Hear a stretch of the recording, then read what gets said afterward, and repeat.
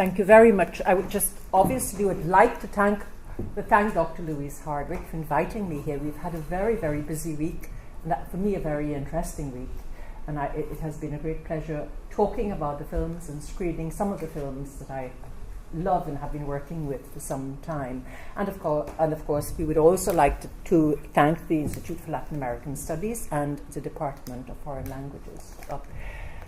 I feel a little bit hesitant about talking about something called a Caribbean film aesthetic, because it has been said that it is a very foolhardy thing to do, primarily because we are dealing in the Caribbean with a number of countries which have different histories, different political systems, different racial makeups, and different languages. But I think that there is sufficient similarity, given that we are all children of colonialism, that we have all derived from either the journey across the Middle Passage or through indentureship, or are descendants of the European colonizers themselves.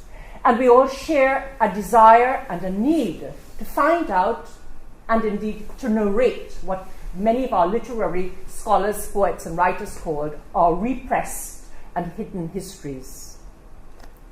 Because it is such an extremely difficult, if not impossible thing to talk about something called a Caribbean film aesthetic, I have decided to talk simply about signposts. And what I have actually done is I have chosen a few iconic films from different language regions, and I'm going to screen some small clips from these films, and through these screenings try and work out for me what is an emerging aesthetic. And that emerging aesthetic is something that derives in the first instance from an idea of resistance and revolution, which is within the very concept of film itself, because montage, as we know, the montage theorists were themselves revolutionaries. And the idea of montage is one that allows a leap of consciousness, or a leap from quantity to quality, a raising of consciousness, a transformation of the thing or the object or the material in itself. And it is this idea of revolution, this idea of a capacity to change and transform, that has so inspired filmmakers and indeed writers to think of film as a way of changing the very societies within which they live. And of course, it's also the reason that that we have propaganda. Because this idea of the tendentious movement of film, the capacity of film to change how we feel, but much more important than that, the idea that film is an art of affect, not effect, but affect. An art that so triggers responses within us that we don't think, we feel, and we therefore, the idea or the concept is actually channeled directly. There's an act of direct transmission. And that's a line of reasoning that I want to take. I want to look at the ways in which film begins as an act of resistance and revolution just a few days after the Cuban Revolution, even though there had been filmmaking for many years before that, because Cuba, of course, is one of the very first places to be penetrated by cinema.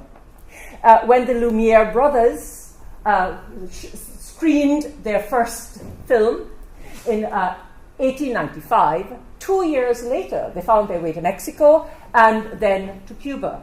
And Cuba had, in fact, a very flourishing film industry. Bruce Paddington, in fact, who is one of my colleagues at UB, says that Cuban cinema was, in fact, one of the most vibrant. And Cuba, like many of the other countries within the Caribbean, had a very interactive relationship with cinema, but primarily a cinema influenced by American and in particular Hollywood norms and ideas of perfection. So that when Espinosa espouses an idea of imperfect cinema, what he's actually doing is saying, I don't want the perfections of Hollywood, because I don't want cinema to be associated. One of the reasons I don't want cinema to be associated with the value systems of Hollywood. So what I am going to do is I'm going to, therefore, begin with this idea and move you, hopefully, to an idea of something that is emerging out of the very culture of the Caribbean, but yet, as it were, created out of the influences that have come from traditional cinematic structures. For that very reason, and because I'm showing you so many scripts, I am going to, so many clips, I'm going to try and stick as closely as I can to my script, because otherwise we're not going to have any time. Okay?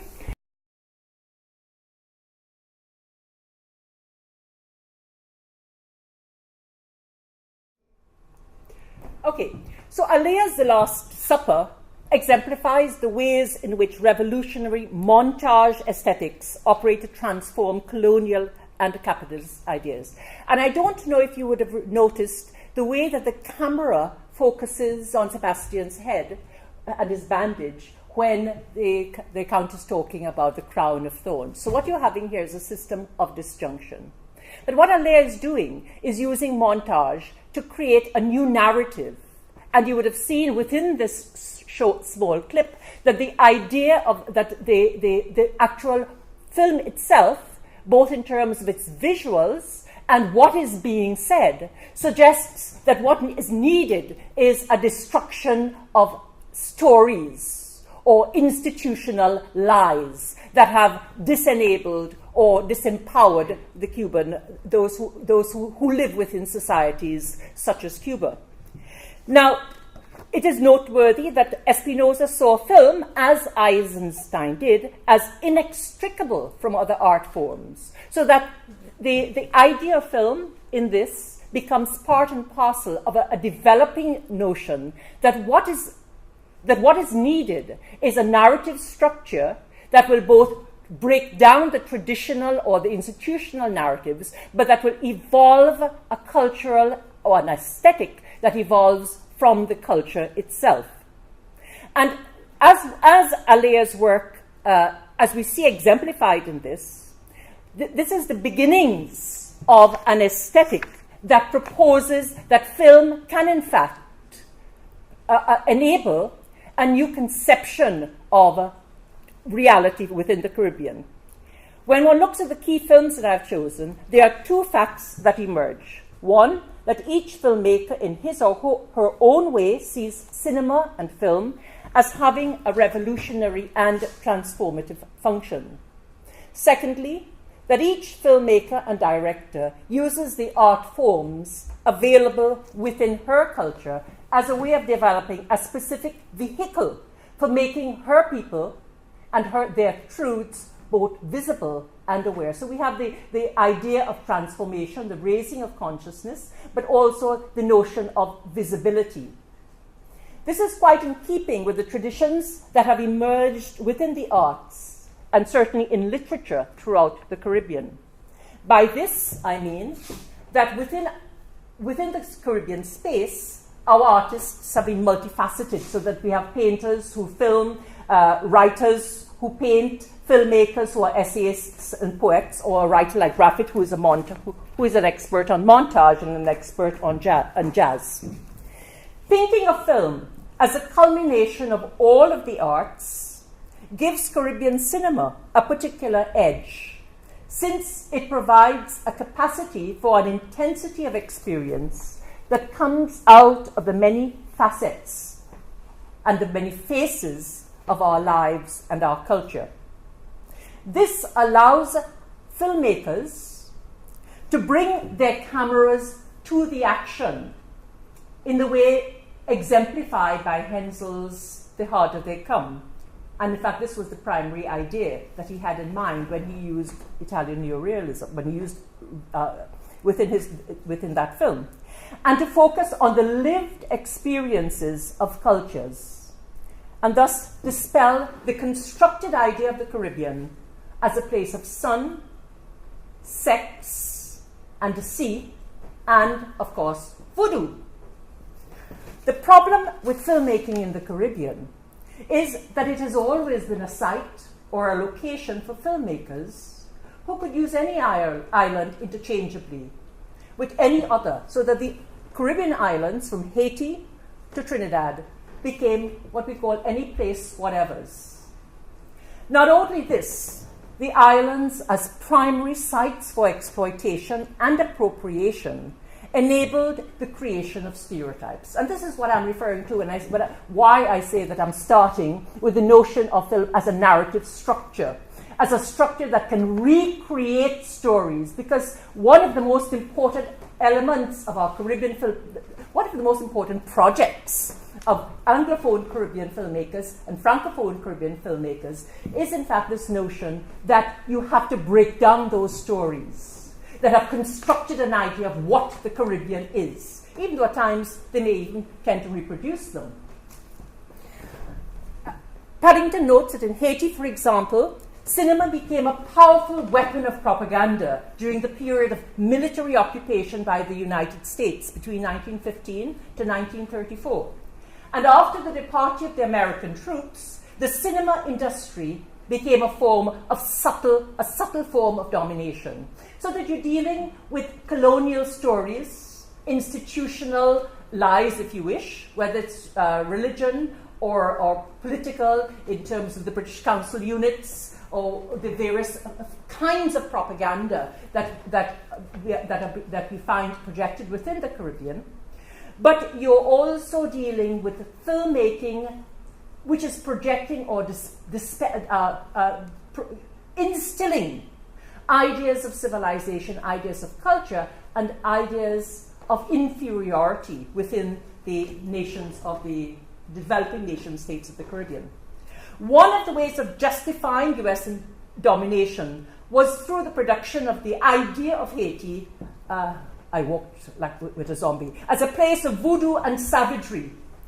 Haitian filmmaking, in common with other Caribbean filmmaking, had to contend with dismantling these stereotypes. And if you read somebody like Keith Warner on Anglophone Caribbean literature, and the same is actually it appears to be true in many of the other islands, Caribbean peoples were avid cinema goers up until the coming of cable television, in fact. And if you look at any literature book, any of the major Caribbean writers, you will see that they, from Roger Mays downwards, you will see that they are including these ways or these illusion-making ideas within their characterization, as in Miguel Street, or most recently Earl Lovelace's novel is just a movie. The iconic film, The Harder They Come, speaks to both the visibility of black suffering, working class lives and desires, and the syncretic relationships that exist in music, religion, and painting. And this is one of the ways in which the filmmaker Perry Hensel, and I would have noted this when we at the screening, sought to make visible and to dismantle the ideas that had been endemic about both the Rastafarian community and the black working class individual within the Jamaican or Kingston space. The Harder They Come uses an audiovisual aesthetic which incorporates reggae and which in itself has its roots in resistance. Its innovative quality emerges in this use of music as a carrier of the narrative and in the movement of that music and in the way in which Chappie Saint-Just tried to get the beat of the shot to approximate to the beat of the music, and in the movement and the very sense of a black body as a residual site of culture and desire. So what I'm trying to say is that you have these narratives, these films that are trying to reconstruct narratives. You have an emerging within the Caribbean, within the literature, within film, an idea that the body is in itself a carrier of a different kind of narrative, a carrier of its own history. The Harder They Come used actors such as Jimmy Cliff, Carl Bradshaw, and Ras Hartman, who had no experience in acting, but who could actually live their parts, thus continuing a tradition of neorealism. it also boasted of an all-Jamaica cast. The film is also a riveting commentary on the importance in itself of cinema as a site of illusion. And this is most clearly represented in the figure of Ivan, whose life and attitudes are mirrored on Django, and we see a frame within a frame in one of the early moments, drawing where we see Ivan viewing the Western itself.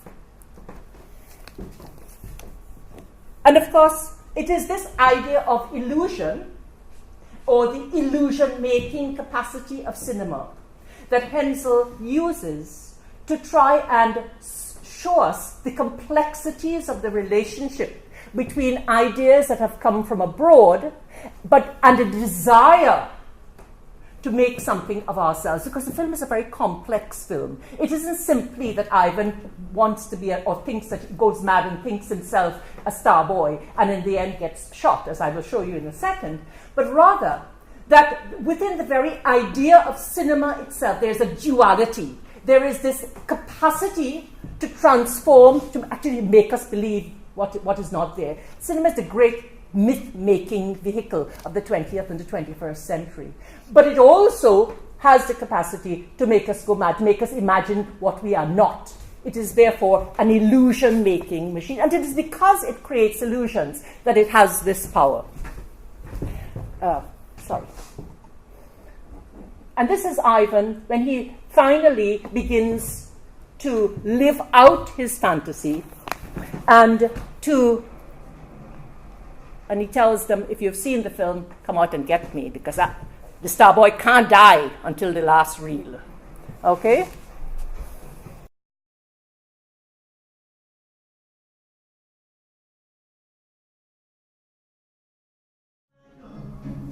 The idea of the relationship between reality and illusion, and the power of the cinematic. I used to teach Dancehall Queen to my third years, and they would get horrified because they were very middle class. Some of the most riveting conversations about it. The idea of the relationship between reality and illusion and the power of the cinematic is equally present in Rue Casse-Nègre, 1983, though crafted in a quite different way. Okay? So that on the one hand, we see The Harder They Come, talking about how cinema literally fixes itself on your mind and you begin to believe that you are these star boys. But in Rue Casse-Nègre, we have the use of light. Here the camera plays on the body, and I want to start focusing on the body. Here the camera plays on the body, or the black body, through the use of light and the close-up, and gives psychological weight to the idea of black consciousness and of self-worth. Light and dark and the play of shadows also evoke a past that has been repressed and of histories that have been silenced, and focuses our attention on memory. And I think one of the great truths and one of the most important elements that we take from film into literature is the capacity to make memory and repressed images concrete through the use of montage forms that have been brought into literature. The cinematic becomes a vehicle for the concretization of traces and shadows. And Rue Casse-Nègre is in many ways a hymn to the vestiges that reside in the stories and the resilient spirit of the Antilles. It is very much a coming-of-age story, but the development of Orcé's consciousness begins through Méduse, who teaches the need to change the cycle of subjugation through remembrance.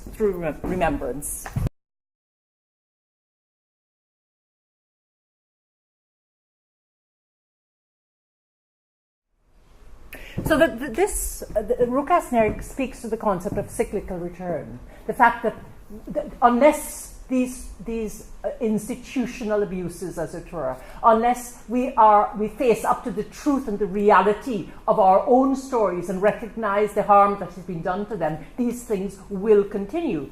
Rue Casse-Nègre, which is set in the 1930s, speaks to the negritude movement, and Suzanne Palsy constantly pays homage to her mentor, Aimé Césaire. But she also, in this film, explores the notion of those shadowy shapes, those traces that are somehow hovering. You can hear the music, you can see these peculiar sort of shadows like ghosts in the background.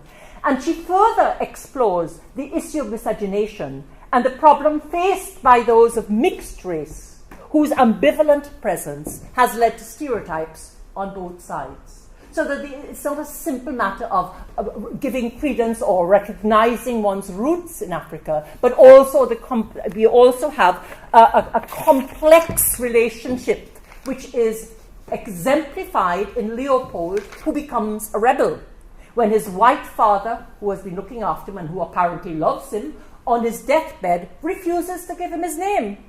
And I think that this opens the way for a poetics of hybridity, a poetics of creolization, based on complex social interactions. I wasn't going to show you this, I was going to leave it out, but I think I will, because I think it is one of the more important moments in the film.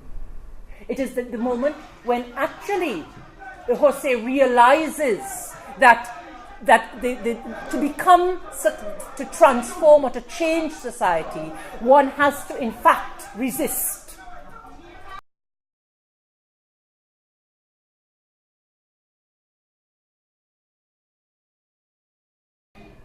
So, of course, many people have said that Rue Casse-Nègre is a very romanticized film, which in many ways it is. But it does mark the beginning of a trajectory of the three theorists of the Francophone Caribbean, Aimé Césaire, Edouard Glissant, and Patrick Chamoiseau. And Guy Deslauriers, who is one of the most important filmmakers of the Francophone Caribbean at present, was to go on to collaborate with Patrick Chamoiseau, he actually worked on Rue Casse-Nègre. Deslauriers' The Middle Passage is also very much, it's a very dark film, but it is an unearthing or an excavation of hidden histories. And it is significant that this film, like Raoul Peck's Lumumba, The Death of a Prophet of 1992, is narrated by a ghost. So that the Middle Passage, very much like Zong, is about the ways in which the dead have never been buried as such. They hover somewhere there. They're haunting us. So there's a very strong element of hauntology, which I see in Rue Casse-Nègre through the use of light and dark, but which becomes very, very evident in the Middle Passage, and which in fact develops in those people who have been, those filmmakers who have been influenced by both Deslauriers and in fact by Palissy. This sense of a vestigial trace is most evident through dance, which is why I told you to keep an eye on the dancehall queen girl, because I think it is significant that the film, The Harder They Come, ends with that dance. And here we say that Deslauriers is speaking to the idea of a phantom limb or a limbo aesthetic. For Wilson Harris, our Guyanese philosopher, who is my little Bible, the uprooting from the ancestral space and the trauma of the Middle Passage have left vestiges that emerge through art and performance in the limbo, and which becomes an act of remembering, a reconstitution of memory, because the past is never forgotten but lives on in the body and becomes concrete, or if you want, structured as a narrative through dance, through performance, and indeed through film. And I want to show you the dance.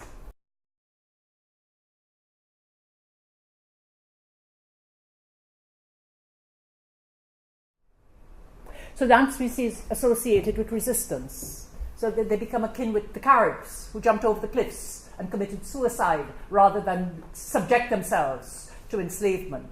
Dance incorporates here the memory of Africa through what Harris calls this limbo aesthetic. In the Middle Passage, this is perceived as something so deeply embedded in consciousness that the slaves danced to an inner music despite the imposition of a European tradition. In Begin, this idea of a cultural trace or a vestige is developed and re-theorized as we see Chamoiseau and Deslauriers explore what Chamoiseau calls créolité, or an aesthetic that has evolved through the fact that various races and cultural traditions have hit off against each other and enacted something new. I'm moving towards the something new. The relation between such mixing and merging gives rise to the potential for new forms and a new art that is always in process. These examples from Cuba, Haiti, and from Jamaica locate film within, I hope, within the context of revolution, but they do something else.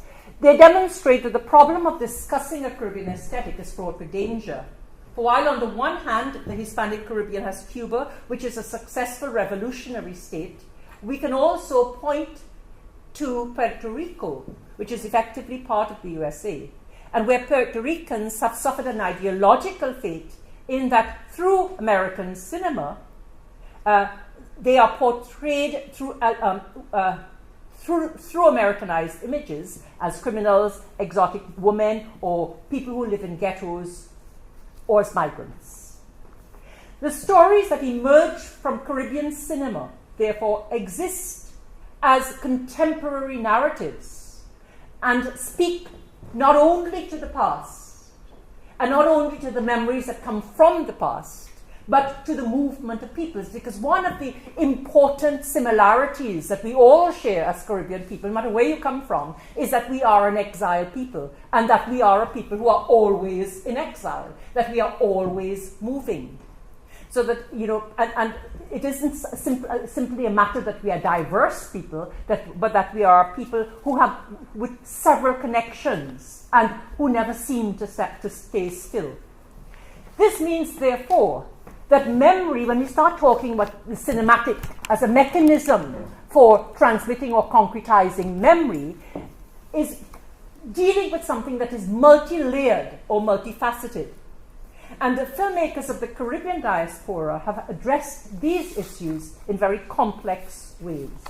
And of course, I'm coming to Horace Ove, who is at the moment suffering from Alzheimer's, and he is the greatest Trinidadian filmmaker, but one who is very often not recognized as a great filmmaker.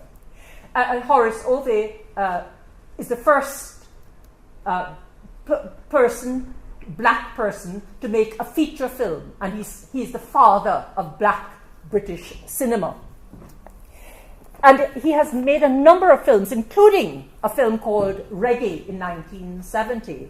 But the film that is truly iconic is the film called Pressure, in which he uses a combination of neorealism and surrealism. And it demonstrates that as a diasporic activist, that he's able to combine two quite European traditions, but infuse these traditions with something that is indelibly Trinidadian through the use of an avocado. My daughter's smiling there. But because what he does is that trace or that memory is evoked through taste, through smell, through touch, so that the eye begins to touch. So I'm talking here about the evolution of something that is becoming very evocative.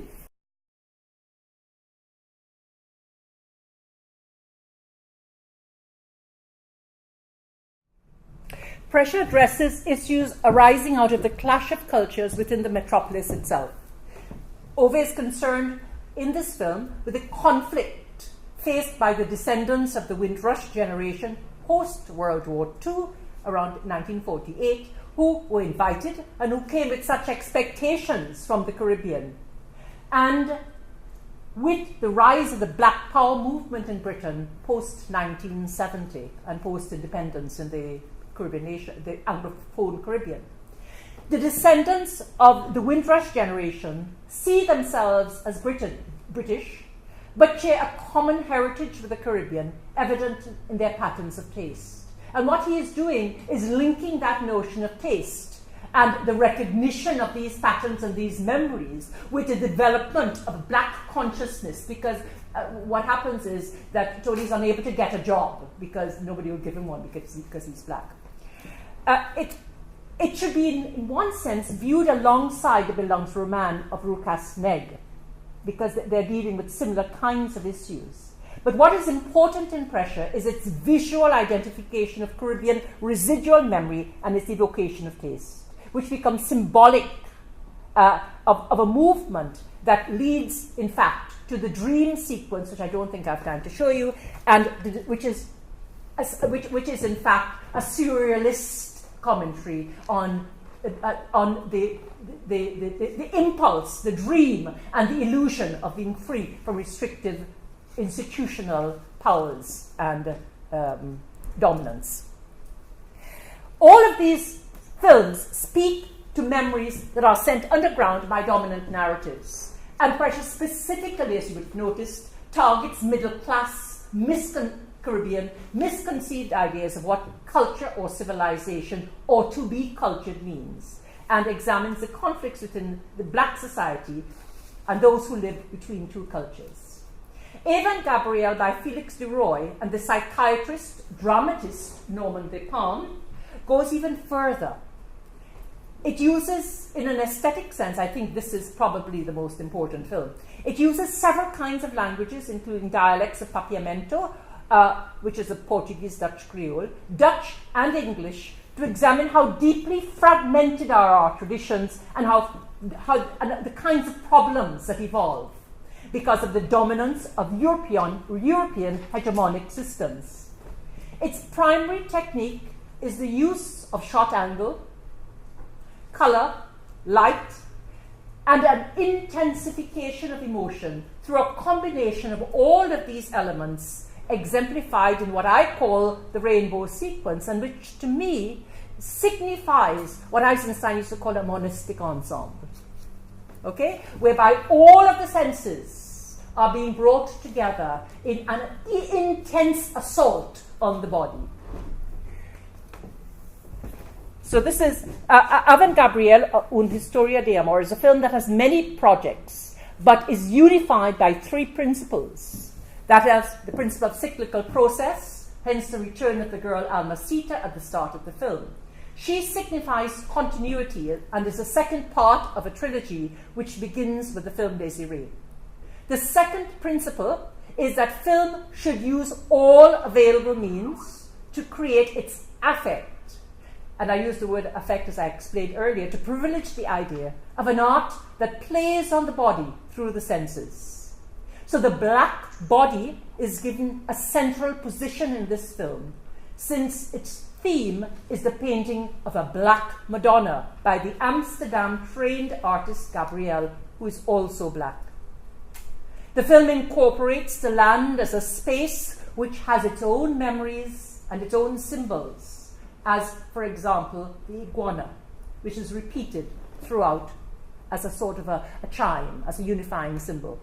Finally, the film is about the Caribbean as a region which has evolved through syncretic processes and suggests that these exist, as with Umberto Solas's Honey for Shun, and that these exist and persist within the community as we see in the dominant presence of the Santera, even while Catholicism still holds sway.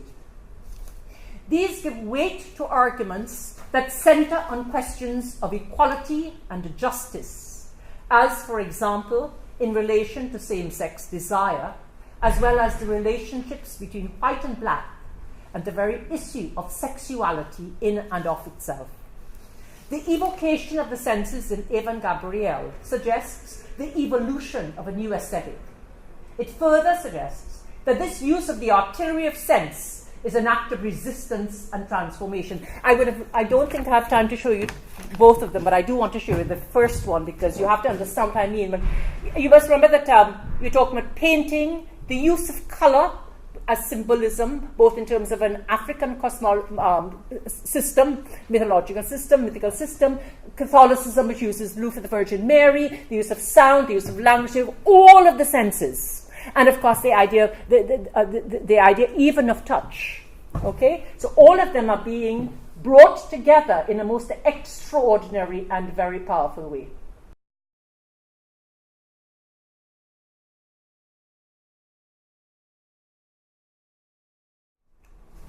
Avant Gabriel is a milestone event, and what he is doing is using the deeply embedded belief systems of African religious symbology as an aesthetic principle in his work to speak about racism, homophobia, bigotry, political institutional power, and combining these with the art of painting and the art of sound. And thus,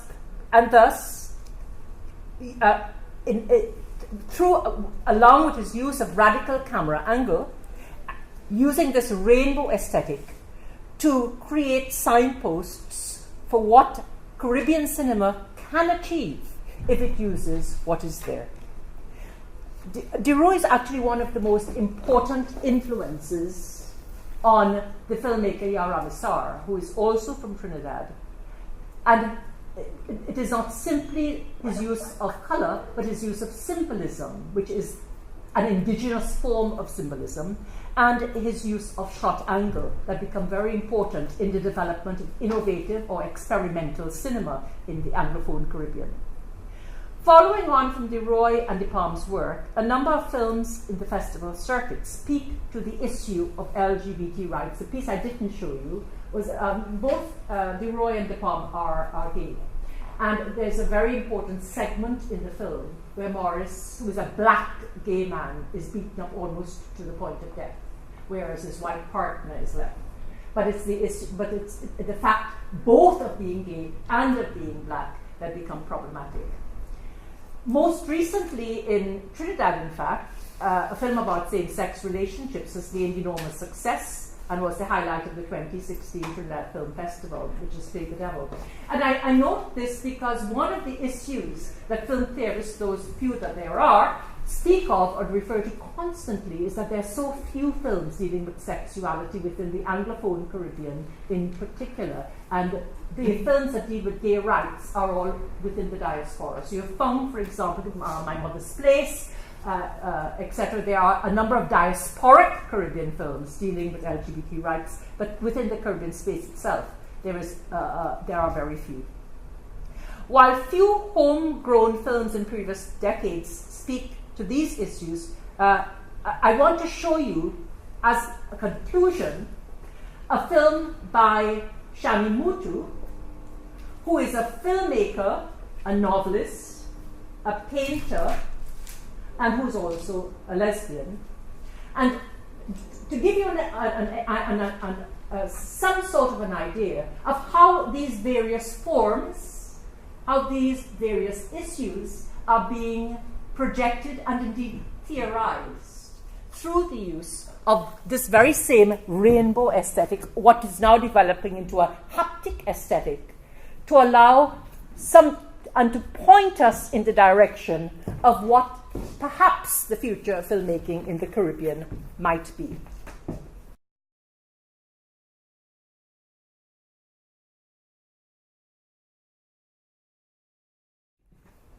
The imaging of smells, and I'm using the word image, the imaging of smells in the same way that we talk about visual music in film. The imaging of smells, evocative sights that give rise to sensuous and sensual pleasure, are seen here as vehicles of affect. What this film privileges is what Laura Marks, in The Skin of the Film, has called the haptic aesthetic, which is an aesthetic emerging from film that privileges the senses and the body as a location of memory, and the body as a vehicle for the purveyance of emotion. I think somebody commented when we were looking at Ava and Gabrielle that they could actually feel the emotion in the film. Since perhaps, as our literature and our film tell us, one of the biggest problems of identity within the Caribbean and its diaspora is our inability to come to terms with our past, even our psychiatrists tell us that, and the multiplicity of the shards of that past, then finding a mechanism to excavate and make that which is repressed and hidden visible would seem to be of the utmost importance.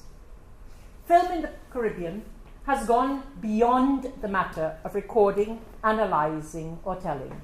It still is an art of resistance. It is still revolutionary. It now seeks, however, to assail the senses in its transformative and revolutionary impulse. Film because it has always had such an effect on the psyche of the Caribbean, which is why I showed you the harder they come. Have always lived through filmic images, has filtered into writing and led to innovative structures. We may even I've